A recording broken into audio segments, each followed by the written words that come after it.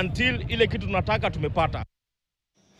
Mwenyekiti wa kitaifa wa muungano wa usalama wa wanabodaboda nchini Kevin Mudadi ametangaza kuwa wanabodaboda hapa nchini hawaungi mkono maandamano ambayo yalitawaliwa na wahuni, vurugu na uhalifu.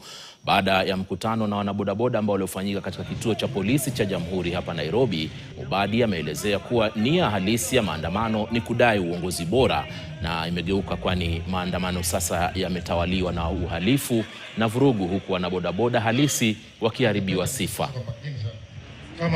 Tuna protect area zetu za kazi, kwa sababu ukiangalia what has been happening, maandamano inatendeka, hiyo maandamano ikitendeka, sisi kama watu wa bodaboda tunapoteza biashara. Sina mna hiyo bodaboda?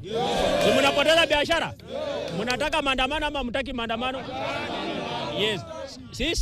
Sisi ni kama sekta ya bodaboda tunasema hataki maandamano kwa sababu hao magunzi wanaenda wanachoma mpaka petrol station, wanaharibu maduka, wanaharibu kila kitu mahali ambapo sisi tunafaa tuende tufuel pikipiki zetu.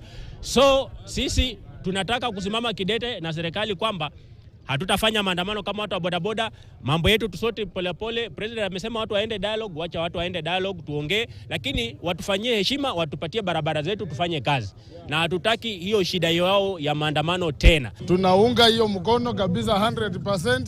Wacha vijana watulie venye Presa alisema, anasoti mambo yao. So ni kutulia tu alafu mambo itakuwa sawa. Familia